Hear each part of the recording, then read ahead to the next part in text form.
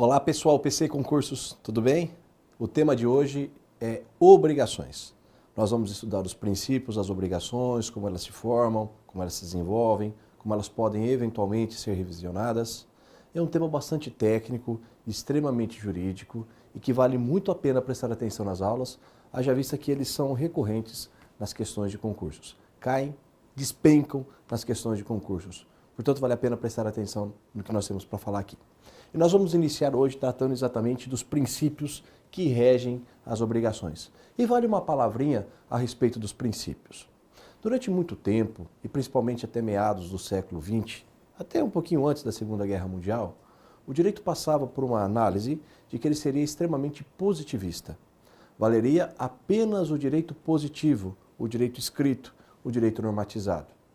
Daí as teorias, entre outros, de Kelsen, que pregavam na sua teoria pura do direito que o jurista deveria se limitar a estudar a norma. Questões como justiça, questões como se é bom ou se é ruim, são questões metajurídicas, para além do direito, e não devem ser a preocupação do jurista. Deveria ser a preocupação do filósofo, do sociólogo, do antropólogo, mas não do jurista. Essa tese, no entanto, embora não quisesse fundamentar as atrocidades cometidas, por exemplo, pelo nazismo, o fez. E o fez porque o nazismo nada mais fora do que leis, do que normas, absolutamente injustas, mas normas. Quando se encerra a Segunda Guerra Mundial e o mundo está atônito, perplexo com a maldade que o homem fez ao próprio mal, os campos de concentração, as pesquisas com seres humanos, a matança generalizada de grupos étnicos, o mundo viu-se à beira do cataclismo final. 2 bombas nucleares lançadas em Hiroshima e Nagasaki dizimaram instantaneamente cerca de 200 mil pessoas ao todo. Seria necessário que nós repensássemos a forma de ver o direito. Percebeu-se que aquele direito positivo não entregou o que prometera. Aqueles direitos geracionais das liberdades públicas e dos direitos sociais, do welfare state, se eram bem-vindos, não foram suficientes para colocar em termo, para ajustarem a conduta humana e assim poderem livrar a humanidade de todos aqueles males. No pós-Segunda Guerra Mundial, e principalmente após o famoso julgamento do Nuremberg, passamos por uma fase que vamos denominá-la de pós-positivismo. E também essa fase, a ela se agrega o que chamaremos de neoconstitucionalismo. Um novo modo de ver a Constituição, agora com força normativa, um novo modo de ver o direito, agora não apenas mais refém das normas escritas, das normas positivadas. Também agora um direito axiológico, um direito com valores, um direito baseado em princípios.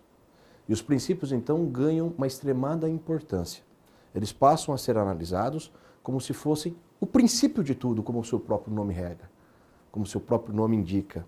Os princípios, de fato, são o princípio de tudo. As regras passam a decorrer dos princípios e precisam estar em consonância com os princípios. A partir desse momento, então, que nós vamos chamar de pós-positivismo ou de neoconstitucionalismo e também do neoconstitucionalismo, nós teremos uma perspectiva muito clara. As normas, elas não são apenas mais regras, elas podem ser princípios e também regras.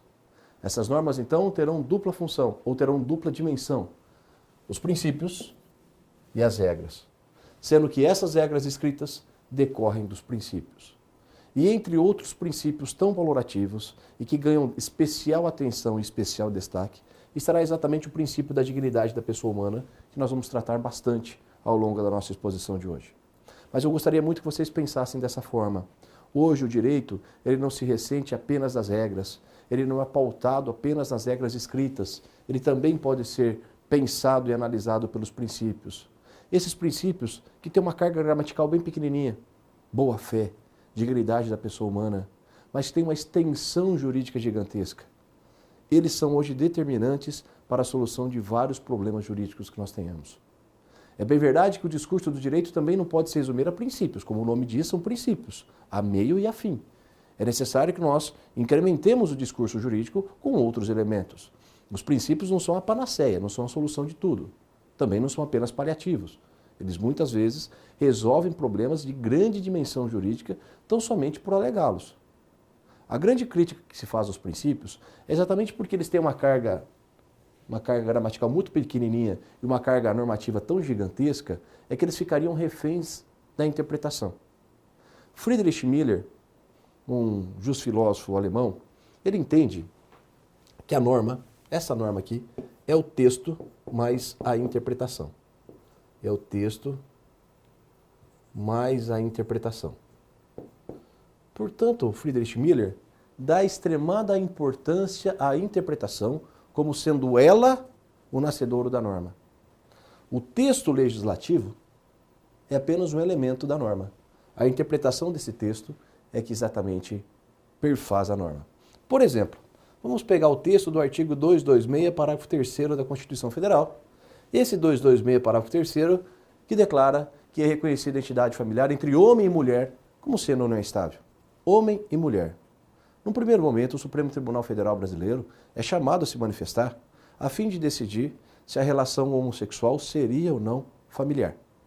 E a posição do Supremo lá atrás foi a seguinte: o texto prevê a relação entre homem e mulher. Portanto, a interpretação que se emprestou é a seguinte: haja vista que a Constituição não permitiu, proibido está o relacionamento homossexual. E assim, no primeiro momento, o Supremo dizia não existir o relacionamento homossexual. Posteriormente, em anos recentes, na análise de uma arguição de descumprimento de preceito fundamental, o Supremo Tribunal Federal, agora com novos ministros, é novamente chamado a se manifestar se existe ou não união afetiva, união homoafetiva, união homossexual. O texto é o mesmo, continua sendo 226, parágrafo 3º da Constituição. Mas agora a interpretação foi outra. A interpretação pautada em princípios, em princípio da dignidade da pessoa humana, em princípio da vedação de discriminação por orientação sexual, em princípios de igualdade. Esses princípios nortearam a seguinte interpretação: haja vista que o texto constitucional não proíbe o casamento homossexual ou união homossexual, permitido está. E assim o Supremo Tribunal Federal passa a reconhecer a união homossexual como sendo família. Notem, o que mudou não foi o texto. O que mudou foi a forma de interpretá-lo.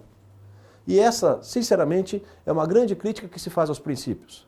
Exatamente porque eles têm uma densidade gramatical muito curta e uma densidade normativa muito extensa, nós poderíamos ficar reféns de uma interpretação. Nós poderíamos ficar reféns da famigerada República dos Juízes, porque eles poderiam interpretar esses princípios de acordo com suas convicções muito pessoais. No entanto, isso é elementar e assim será.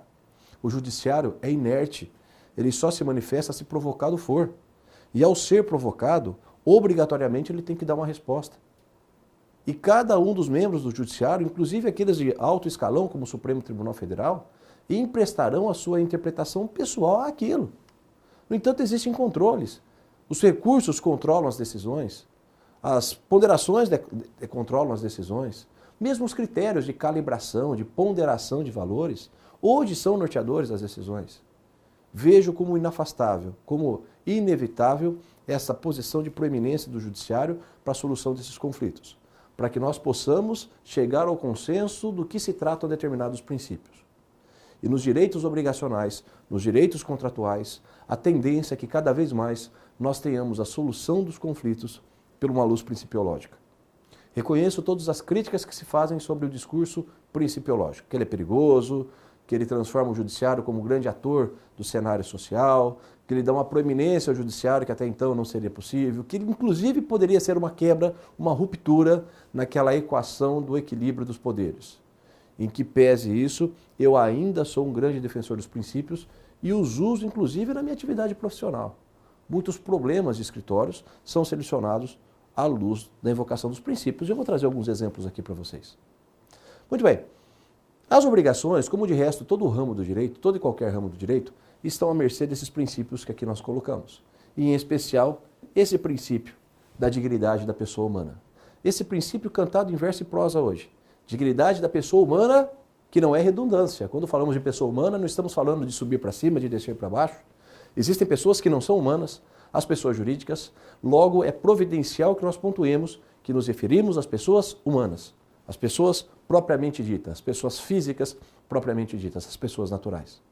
E essa dignidade, dirá Luiz Roberto Barroso, é um dos poucos consensos do mundo ocidental, um dos poucos consensos éticos do mundo ocidental. Com maiores ou menores variações, esse mundo ocidental, dessa tradição judaica cristã ocidental, reconhece a dignidade da pessoa humana como sendo grande vetor axiológico, como sendo grande vetor de valores, como sendo o princípio de todo o discurso jurídico. A nossa Constituição Federal, inclusive, reconhece no artigo 1º, no inciso 3, como fundamento da República a proteção da dignidade da pessoa humana. Vale dizer, se existe a República do Brasil, existe para assegurar essa dignidade da pessoa humana. É, portanto, um princípio de índole maior. É um princípio de posição elevada. Há alguns que dizem, inclusive, que a dignidade da pessoa humana se sobrepõe à própria vida, ao próprio direito à vida, ao próprio princípio da vida. Com base nesse princípio da dignidade da pessoa humana, nós podemos e devemos solucionar vários problemas jurídicos da atualidade.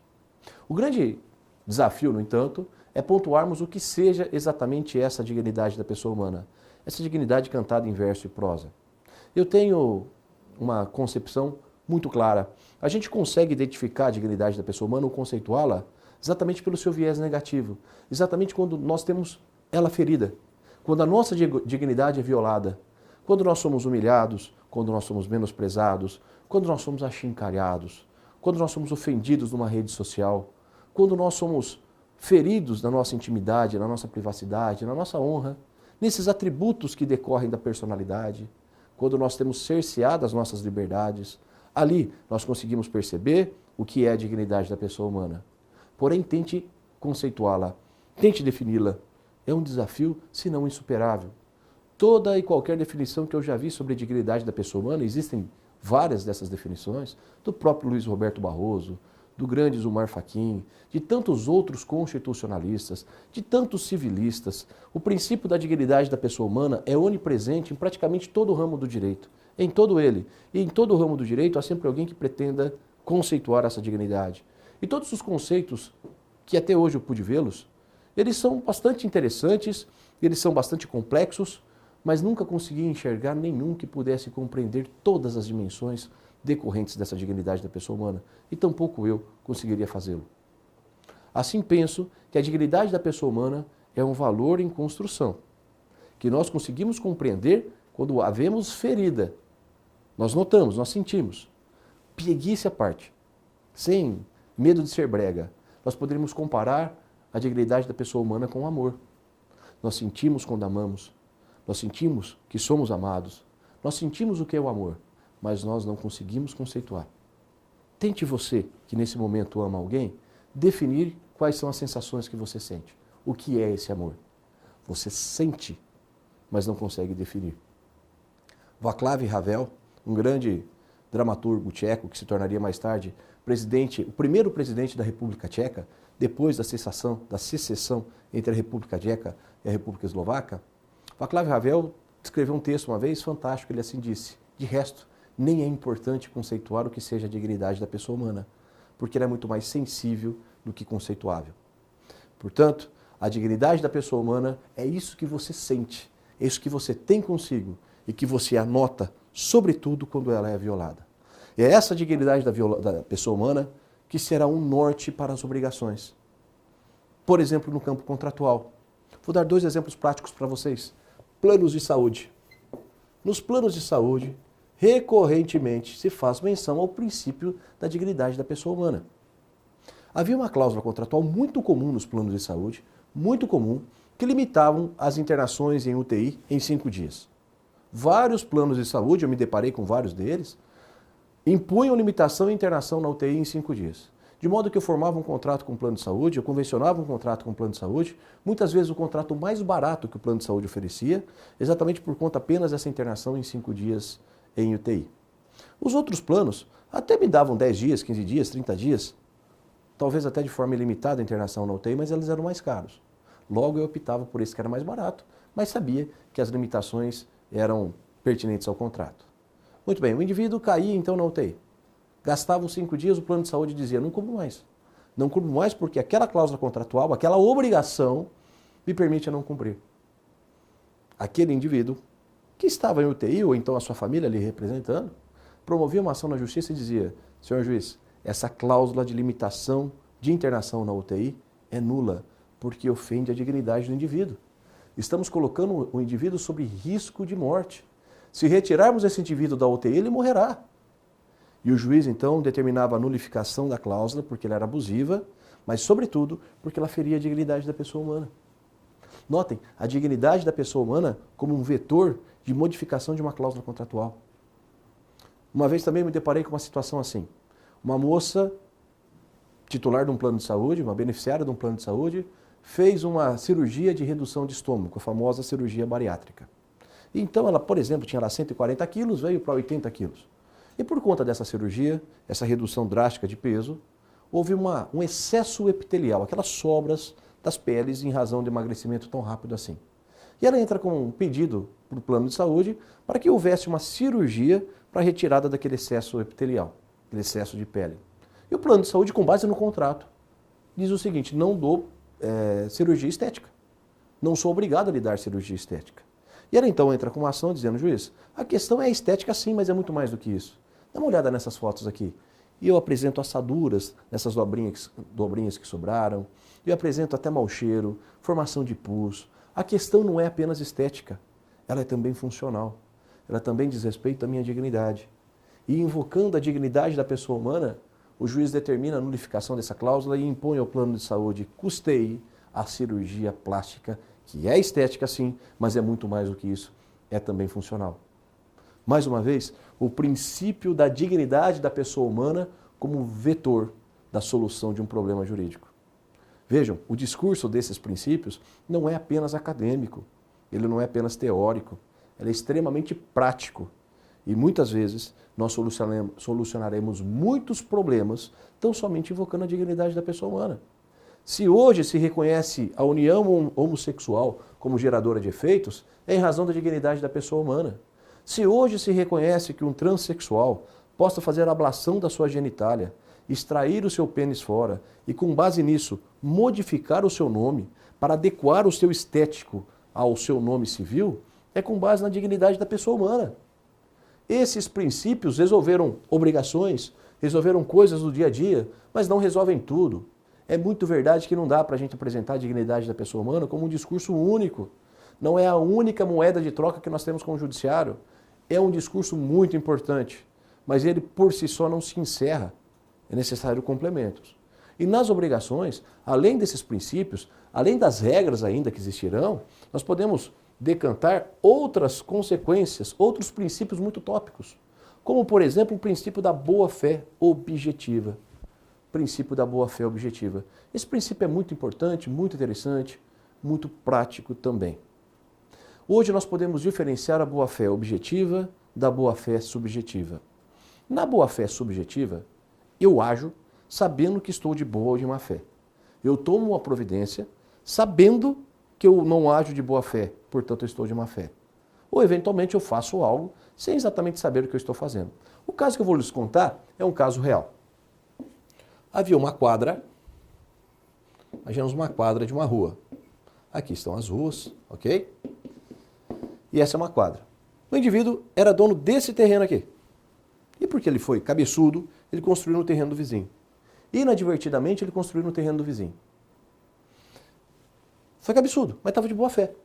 Ele não sabia que o terreno era do vizinho, ele imaginava que era dele. E então, quando ele começa a construção no terreno do vizinho, o vizinho passa lá e fala: cara, o que você está fazendo aí? Ele diz: como assim? O terreno é meu. E então vão confrontar as escrituras e ele descobre que o terreno não é dele, que o terreno é do vizinho. O que fazer? O Código Civil resolve a questão.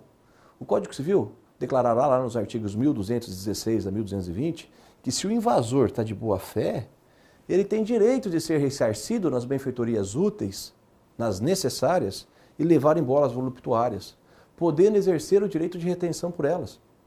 Mas se ele tiver de má fé, se ele souber que ele invadiu um terreno alheio sem o consentimento alheio, ele perde todas as benfeitorias que ele fez, com exceção das necessárias, e não lhe assiste o direito de retenção. Vejam, a lei pune aquele que está de má fé e beneficia aquele que está de boa fé. Isso decorre de um princípio que o Miguel Reale, o projetista do nosso Código Civil, denominou de princípio da eticidade, o princípio da ética, o princípio da boa-fé. Nesse quadrante aqui, estamos falando da boa-fé subjetiva. O indivíduo agiu sem saber que o terreno era vizinho. Se ele soubesse que o terreno era do vizinho, ele estaria de má fé. Mas ele agiu de boa fé. embora por equívoco. Nessa concepção, a boa-fé subjetiva é aquela coisa pessoal. Eu ajo sabendo que eu estou de boa fé. Desculpa, eu ajo sabendo que eu estou de má fé. Ou ajo ignorando que existe um problema e por isso estou de boa fé. Esta é a boa-fé subjetiva. A que importa para as obrigações é a boa-fé objetiva. E essa boa-fé objetiva já é a crença no outro, é acreditar no outro, é acreditar num parâmetro, num paradigma, num standard, num modelo criado. Não porque nós somos inocentes. A lei, sinceramente, não beneficia inocentes. Mas porque nós somos levados a acreditar nisso por uma razão bastante legítima. Nós temos argumentos para nisso acreditar. Há um texto que facilmente encontrado na internet, chamado Caso dos Amendoins, do professor Flávio Tartucci. Nesse caso, ali há, de uma forma muito prosaica, um exemplo do que é a boa-fé objetiva.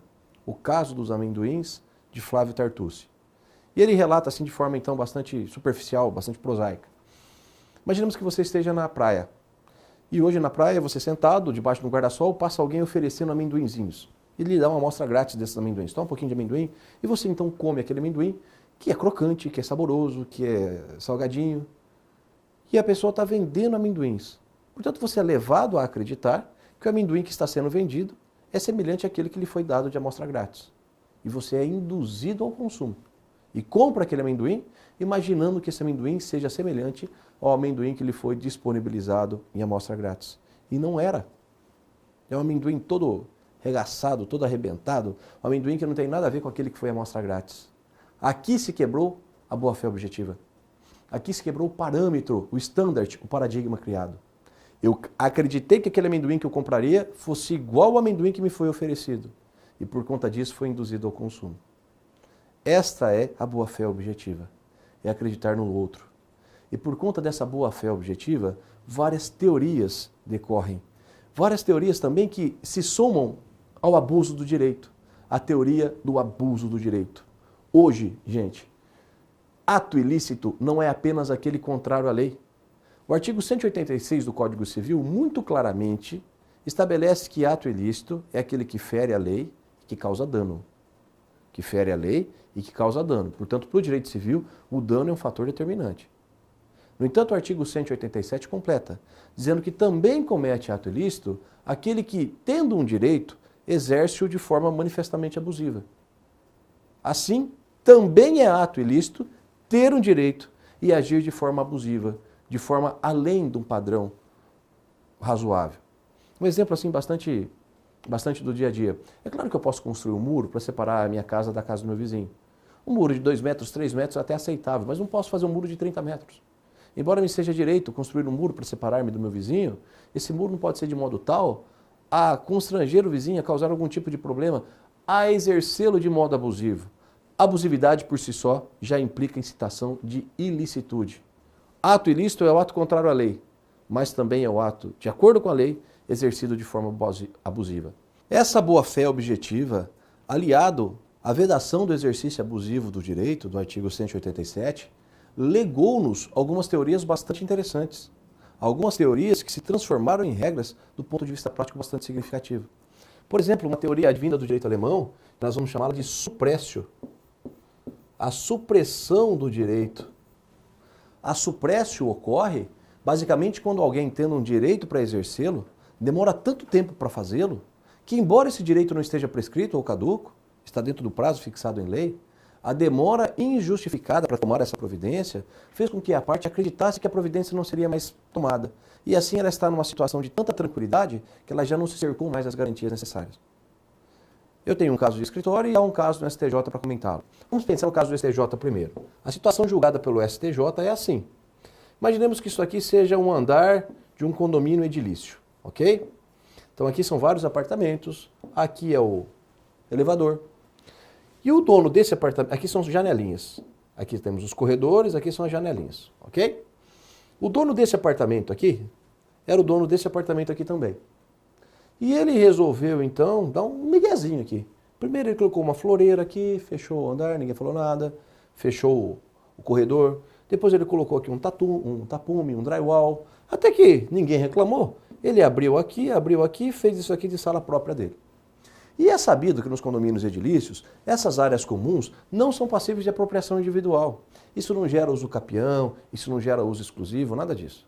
E o condomínio, então, depois de 15 anos, resolveu reaver essa área aqui. Ao argumento de que, juiz, isso aqui é uma área comum, e se área comum não pode ser apropriada exclusivamente por um condomínio apenas. O condomínio tem toda a razão em fazê-lo. Realmente o direito lhe assiste. Mas o argumento aqui trazido foi o seguinte, mas pera lá, depois de 15 anos já se criou uma expectativa. Passamos a acreditar numa expectativa de que as providências não seriam mais tomadas. Tanto é assim que investimentos foram feitos. Eu levei 15 anos para colocar aqui o drywall, para abrir essas portas. Eu gastei com isso. E gastei imaginando que a outra parte, o condomínio, não tomaria nenhuma providência contra mim. Isso é suprécio. Eu tive um caso uma vez no escritório, de umas regras de transição, em que o prazo prescricional era de 20 anos para as ações de cobrança. A mulher levou 19 anos para promover uma ação de cobrança com base num documento. 19, o que justifica uma demora de 19 anos para tomar uma providência judicial, para propor uma ação judicial? Essa demora injustificada pega de surpresa a outra parte. Essa demora injustificada é abusiva. Essa demora injustificada, conquanto não haja prescrição e a decadência, insisto, naquele momento o prazo era de 20 anos, faz com que a outra parte acreditasse que nada mais fosse tomado contra ela.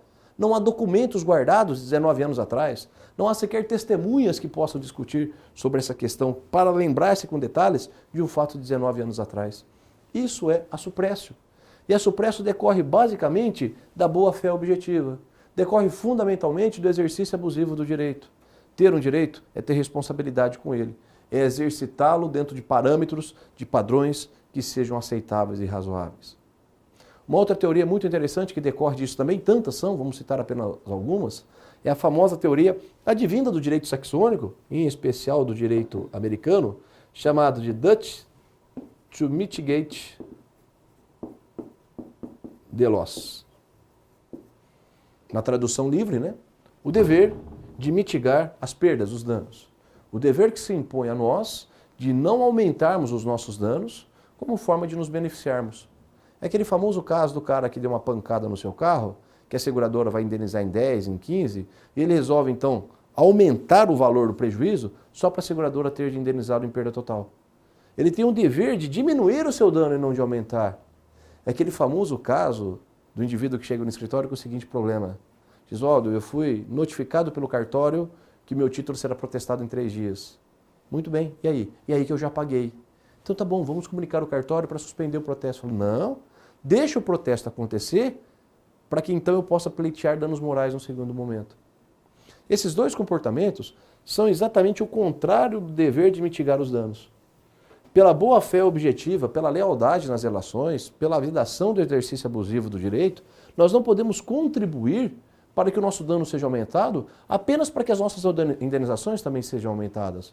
Apenas para que os nossos pedidos indenizatórios sejam melhorados, os valores sejam maiores. Isso vai inclusive contra a lógica. O Tribunal de Justiça de São Paulo tem reconhecido a plena aplicabilidade de uma teoria chamada de adimplemento substancial. Por mais discutível que isso seja, aqui em São Paulo existem várias decisões nesse sentido. Vamos imaginar que você tenha feito um financiamento de um carro de 60 parcelas, por alienação fiduciária ou por leasing. Na alienação fiduciária e no leasing, a propriedade resolúvel é da instituição financeira.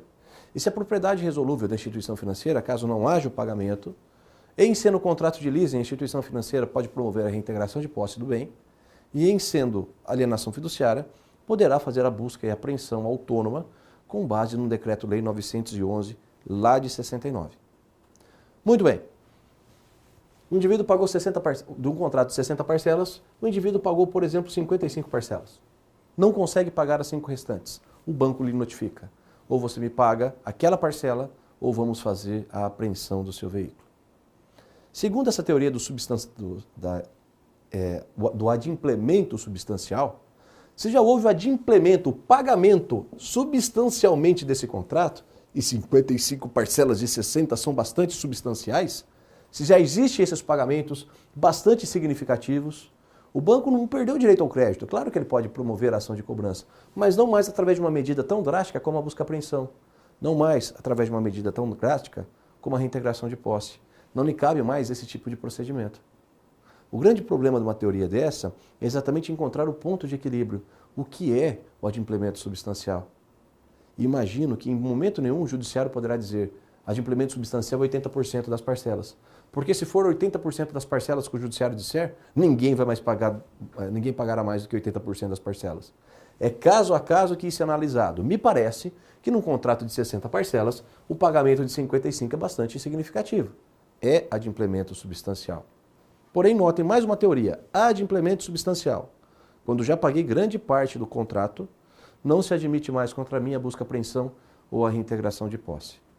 Tudo isso por conta desse princípio da boa-fé objetiva e também da vedação do comportamento abusivo. Na sequência, nós vamos tratar de alguns outros princípios. Já voltamos.